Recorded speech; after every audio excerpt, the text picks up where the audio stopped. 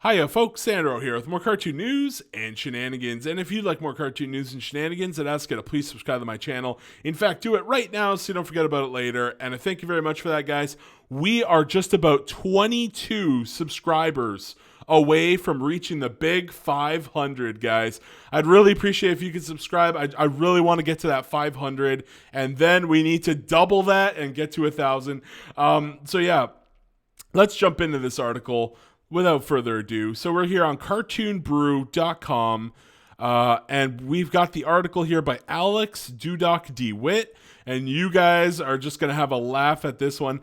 Nickelodeon wants to earn the trust back of the creative community, not even of their own fans. Okay, they don't even want to earn back the creative community, as in like the people in the industry.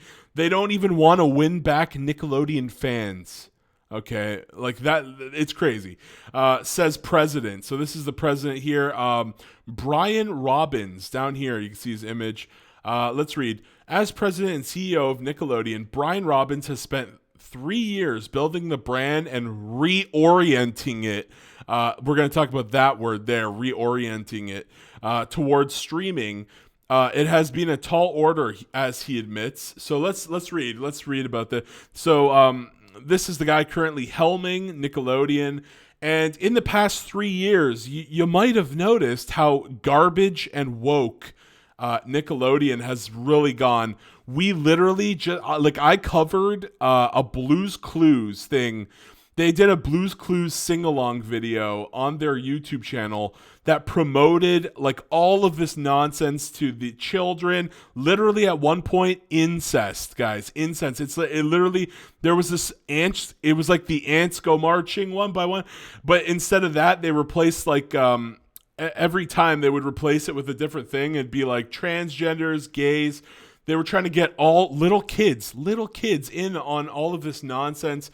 And no joke, during this song, they try to promote it like they wouldn't use the word incest because that would be too scary for the children. They know that people would rage if they saw that Nickelodeon was promoting incest on maybe even, did they air that on Nickelodeon or just the YouTube channel? I'm not sure if they actually aired it on the actual, they probably did, honestly, let's be real. But yeah, it literally says in this song, some families love each other, which was like kind of like a child way of explaining incest. Crazy, guys. It's crazy. They have the entire song sung by I think it was like was it a transgender drag queen? Nina Dorb something. I can't remember off the top of my head. Someone's going to tell me in the comments. But yeah, it was just bananas. This was aimed at children, by the way. It was like this Blue's Clues Pride Parade nonsense. And this is only a fraction of what Nickelodeon was doing. I also covered another thing. Nickelodeon was trying to make environmental racism, where they were trying to do like a segment that explained to children that some black people can't leave their communities. It wasn't just like specifically black people, but it was like some people are like so poor that they can't move away from like electrical towers, which may or may not cause cancer, et cetera, et cetera. And they're trying to say it like in the environment is racist. The community you live in is racist, and they're teaching this to children, and it's absolutely bananas. It needs to be shot down and burned with fire. Nickelodeon it has become a dumpster fire. Like honest to God, it's become a dumpster fire. It's such trash. And let's read what we have to what this guy. I'm not a fan of him, Brian Robbins. I'm not a fan of the direction that they've taken. He's taken it. He shouldn't be going crazy with the wokeness in the cartoons for children. And let's read here. In an interview with The Hollywood Reporter, the executive says that Nick had lost its way for a while. He's talking about Nickelodeon. He adds, Ramsey, Nato, president of Nickelodeon Animation, and I have worked hard along with all the other executives to rebuild the culture. Basically, when he says rebuild, he actually means destroyed Nickelodeon is actually what he means there. He didn't rebuild the culture. He absolutely wokeified and destroyed it. and earn the trust back of the creative community. And look at this is the head right now. The president CEO of the president and CEO. Okay, so president could have worked too. President and CEO Brian Robbins, and this is what he cares about: the creative community. He doesn't care that nobody's who's watching Nickelodeon shows right now. I just saw the Patrick Star show and I did a review of it. Very mediocre, guys. It's such a mediocre show. It's nowhere near the quality of the original SpongeBob episodes, where they were just so iconic, so memorable. They try to do it Patrick has his own pet now to mimic Gary, and it's just this urchin. I can't even remember what its name was. It was something like Pointy, Snatchy, Ouchie. Ouchie, was it Ouchie? I think it was something like that. And the character is just awful. The pet, is nothing compared to Gary. Patrick just doesn't bring the comedy. It's so weird. I'm baffled by this. In the Patrick Star show, they actually gave SpongeBob his own, they gave Patrick his own, did I say SpongeBob? No, sorry. They gave Patrick his own family. Okay, this is the big draw of the Patrick Star show. So Patrick has a brand new family. He's got his mom named Bunny and his father named Cecil. And then there's Squidina, his random, I'm assuming adoptive sister, because she's not a squid, or she's not a starfish. So she has to. I'm assuming she's adopted. I don't know how that situation would work, unless it's a step parent or something. I don't know. A stepsister? No, he literally calls her his sister. So I don't know. I'm probably adopted. Yeah, because then he would call her his stepsister. Yeah. So it's probably Squidina was probably adopted. And this is the big draw. Oh, I almost forgot. Patrick's grandpad is in there also. So the big draw of the Patrick Star show is Patrick's new family. And how exciting are his new family? Well, let me tell you, they just straight up go to SpongeBob and Squidward. That's basically it. Instead of using the family, the big first episode, this is the first impression to draw people into the Patrick Star show. And we see an episode entirely dedicated to SpongeBob and Squidward, and I'm just like, what?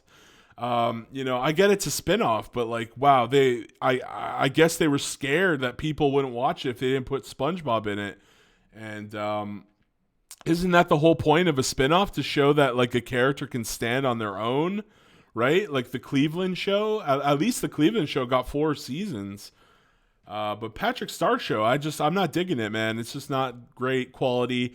There's a lot, and Nickelodeon, they used to make cool things the original couple seasons of SpongeBob, the original couple seasons of Fairly Odd Parents, Danny Phantom, 2 of those shows were Butch Hartman, but they used to make some pretty quality stuff, but nowadays, I don't know. Even Hey Arnold. Where's my Hey Arnold toy? Here we go.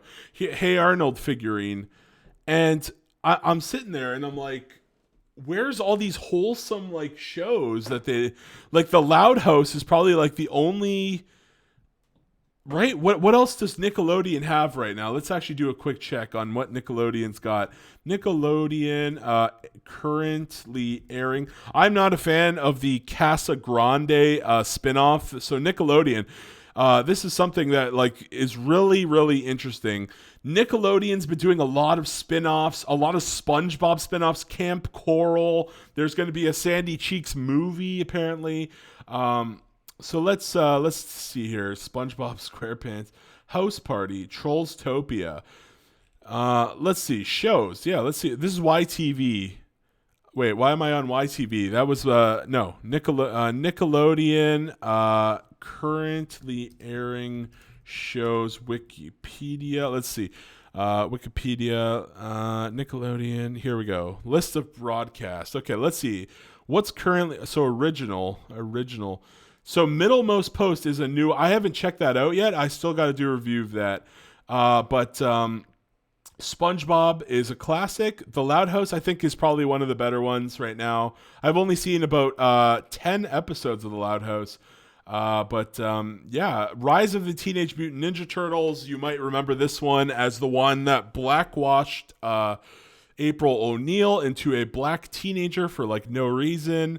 The Casagrandes, which is a spinoff of The Loud House, featuring what's her name? Is it Susie? I can't remember. I'm not a fan. I don't think The Loud House needed a spinoff. If I'm being honest here, It's Pony. What is that? I actually haven't even heard of that. What the heck is It's Pony? I don't know. That's something new. Or is it January 18th? Oh, that's old then.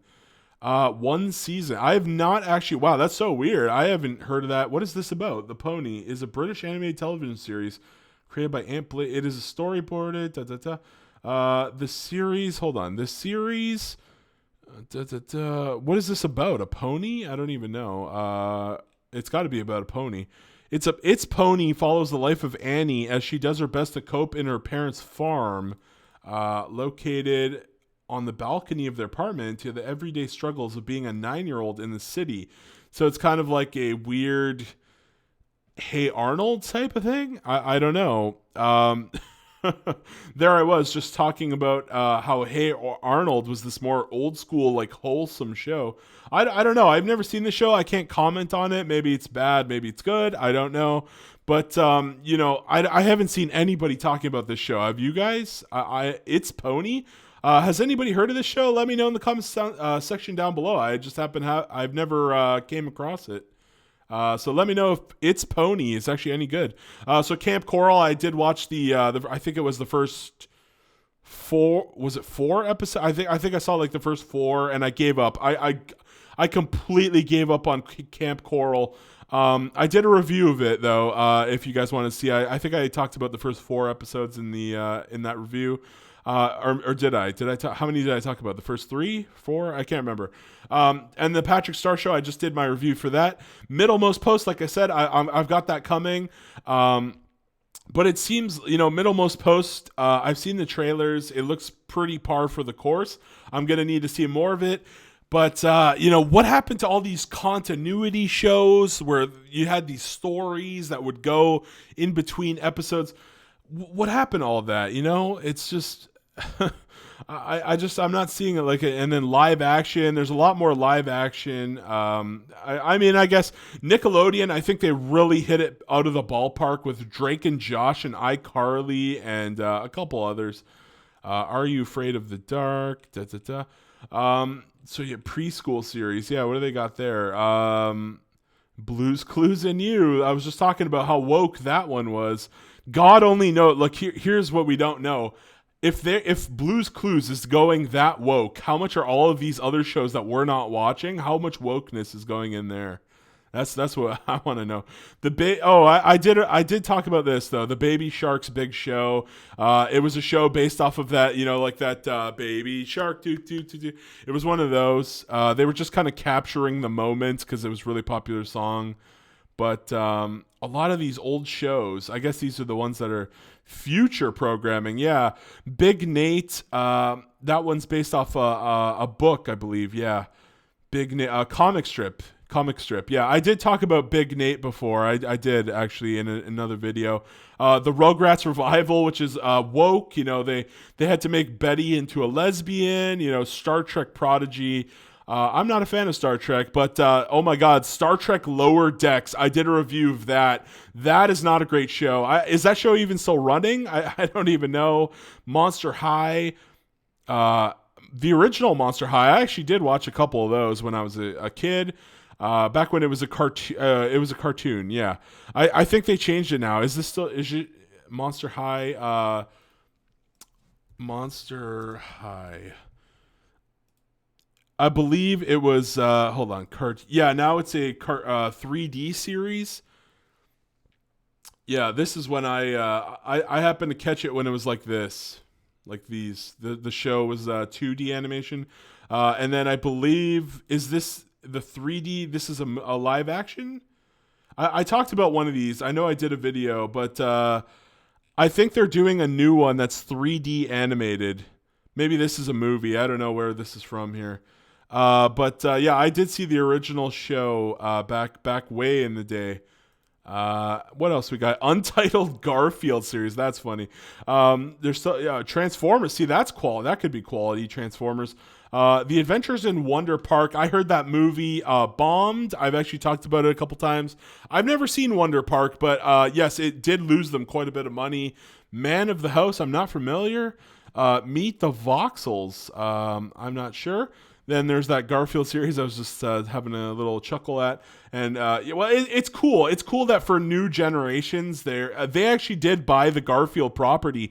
A lot of people don't know that. Nickelodeon now owns the rights to Garfield.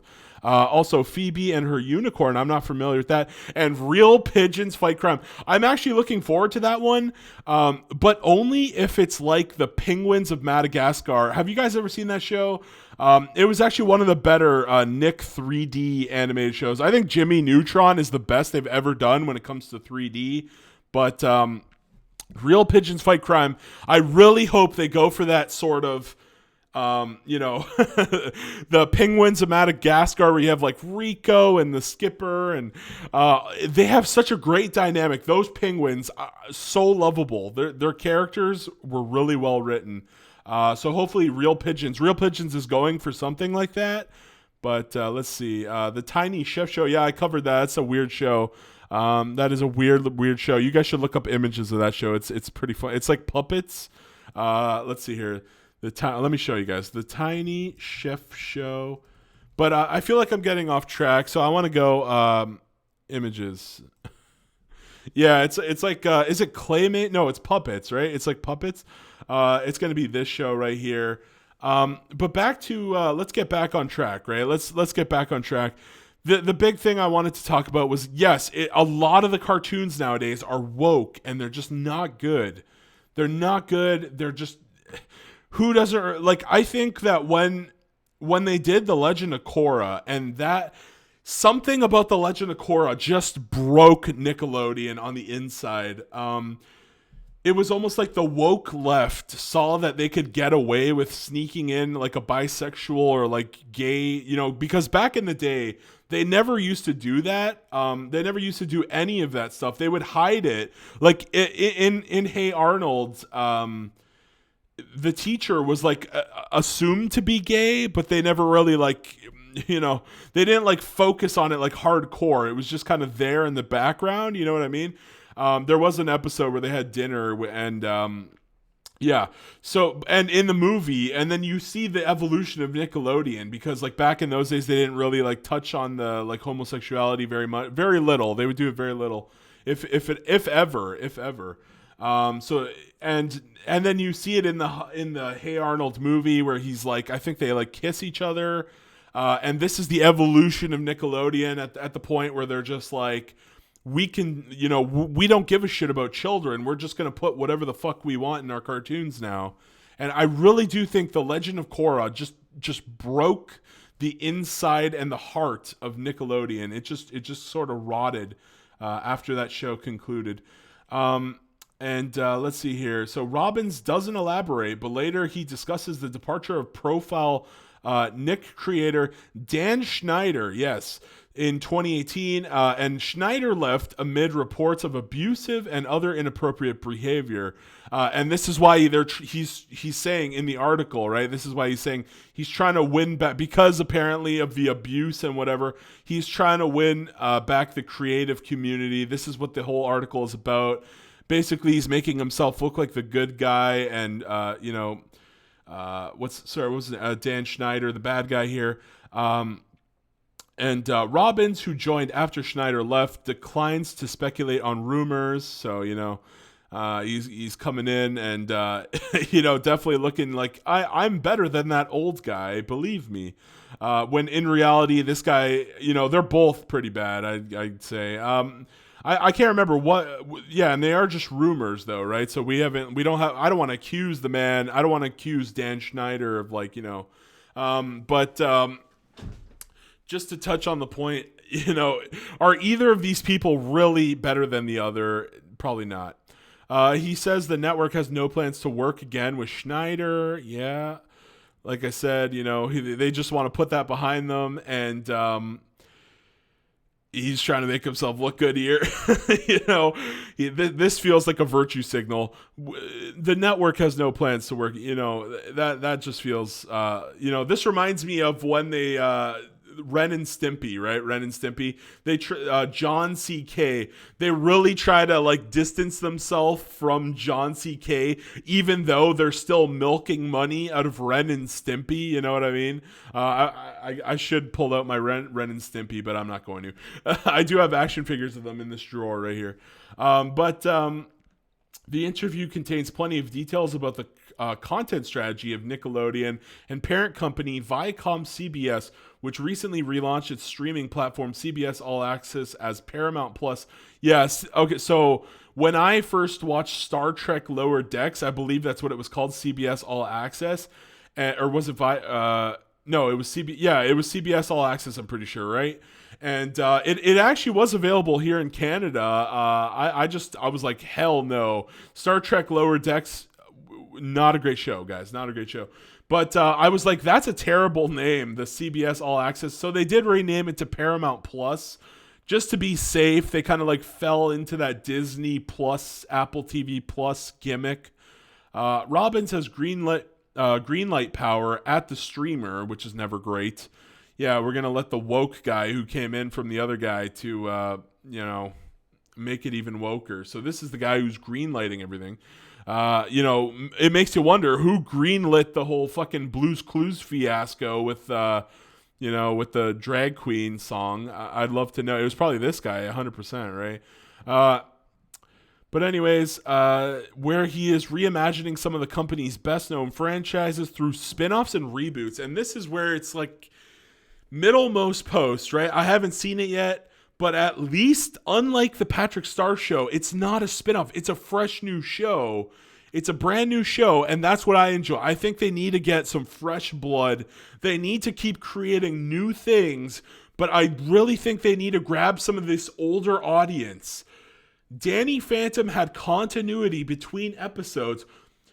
I'm out here looking for that again. That's why I want to see that, but I don't want to see it go woke like Steven Universe. I just want to see a classic show that, like, from Nickelodeon, right? And I guess some people are going to say the Ninja Turtles, but guys, I've seen so many I think I've seen actually like every Ninja Turtles cartoon, and I'm actually really sick of the Ninja Turtles. I gotta be honest here. I think the 2003 one was probably my favorite, honestly. I really, really enjoyed TMNT 2003. That's this one here. Let me just grab a pic here. TMNT 2003. That's the one with the theme song where it's like, Turtles, there's no one better. Turtles, watch out for Shredder. Yeah, that's the one. You guys remember it. You remember it. Well, whoever's old enough. You guys remember it. This was so good. It was such a great show.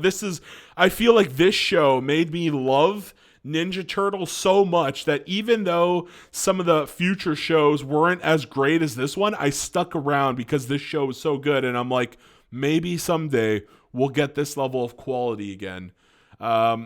And the newest TMNT, I just haven't. I'm sick of it. I think they should put the Turtles in the back pocket, the back burner for a while. I think they should bring out a new team of fighting, like give them some kind of new magic powers or something. I don't know. Do something really cool. I remember like when I was a kid, there was this show called like, what was it? Jackie Chan Adventures, where like they had these talismans that could transform to the Zodiac creatures. And like all these weird shows. Oh God, Super Diaper. No. What was that? Super Duper Sumos. Oh God, that show was terrible. Yeah. Oh. Yeah, they rubbed their asses against people. It was just so weird. That was a weird show. I don't think that was Was that Nickelodeon? No, I don't think so. But yeah, there were all these weird shit. This show was weird. There was all these like weird like fighting shows where they would just, is that Sam Clover and out? Yeah, and there's another thing. Whatever, Martin Mystery. Whatever happened to Totally Spies? What happened? Where did all the cartoons go? Where did all the quality go? I don't know, man. It's just not. It's not what it used to be. And there's Monster High again.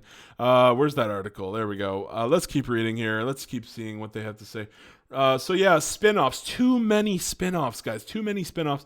Animation is central to this strategy. Robbins says Nick's animation studio hired 500 people during the Hey, okay, I'll give you an applaud. Right now, a lot of people looking for work.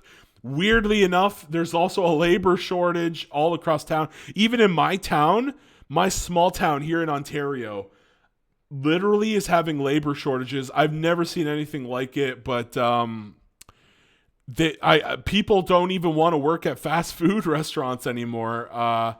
It's getting crazy, guys. It's getting crazy. But anyways, yeah, I will applaud them a second time. I think that's fantastic that they're hiring 500 people. But the problem is you can hire all the people in the world, but if nobody's enjoying your cartoons because they're so woke, their efforts are just going to waste, guys. It's not great. Below are the summaries of his comments and several key topics. Okay, so I do appreciate that from Alex Dudok DeWitt, the article's writer. He gave us some key points here, so we don't have to read the whole dang article from the Hollywood Reporter there. If you guys want to go read that, it's you could type it up and go read it. Licensing. Viacom CBS has forged partnerships with the likes of Netflix. And that's weird. That's a bit weird to me. I think that they shouldn't do that. I think that they should.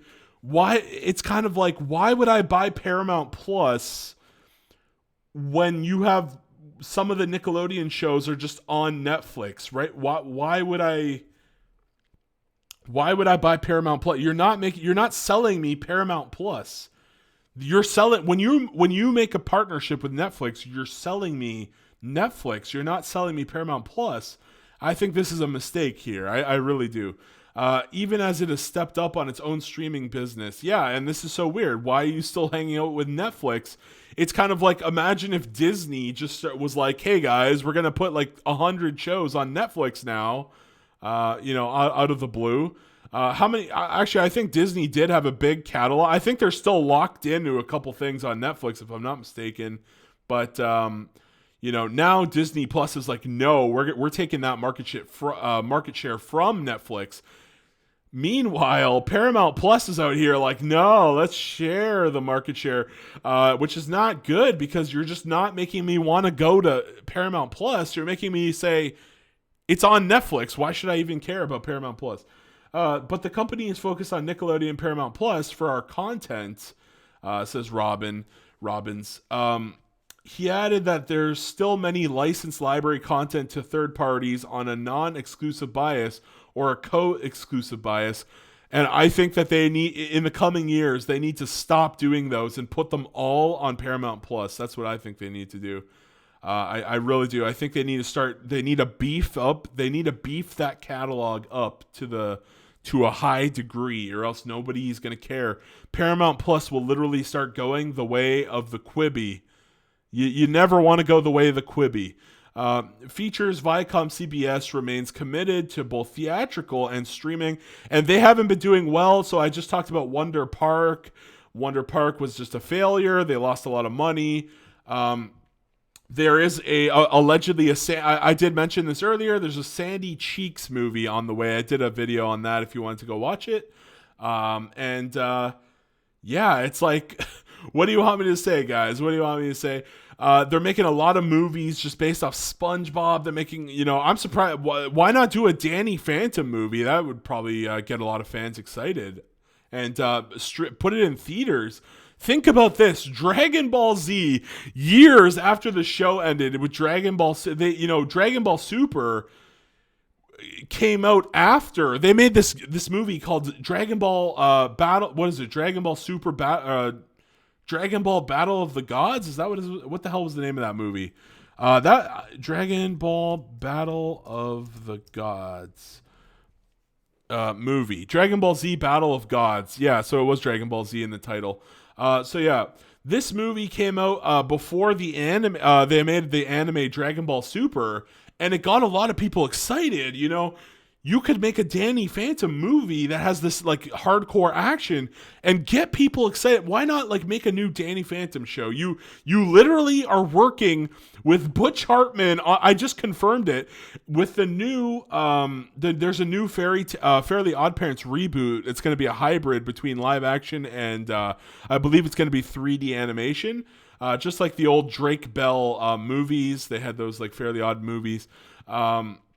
With Drake Bell. I believe it's going to be something to that effect, or maybe it will be 2D. We haven't got the confirmation yet. We don't know if it's 2D or 3D that the Cosmo and Wanda are going to be. But why not do this? Why not surprise people? Why not get people excited? And yeah, let's just head back to the article and finish up here. So there's going to be they've got a few names theatrical releases in the pipeline, such as a Paw Patrol, and that's what you need, a Paw Patrol spinoff. That's like, make new cartoons. What are you doing? Why Paw Patrol spinoff, guys? Paw Patrol. I mean, look, like, yeah, it's probably gonna be popular. I think that'll it won't be that popular.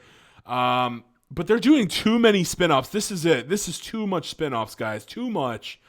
He adds. I think the kids will probably enjoy that one. I feel like when it's aimed at kids, you're probably going to get a better reception because, you know, a lot of kids just watch whatever's on TV.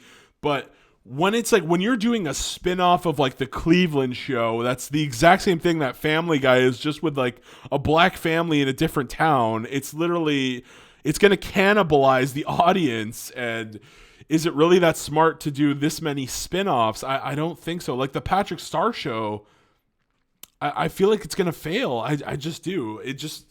at least I think the Casa Grandes has been decently successful, but I don't know, man. I don't know about this one. I think that they're really cashing out on spin-offs so hard that it's going to be hard to get out of that rut. You know, like at least Middlemost Post is a new show, and what was the other one? It's Pony. At least those are some like relatively new shows, but I haven't heard many people talk about them like they did SpongeBob and Danny Phantom and Fairly Odd Parents. Where are all the people talking about these shows? You don't see it like you used to. And I want to see more. I know there is another Avatar. I believe there's a third series of Avatar coming out at some point.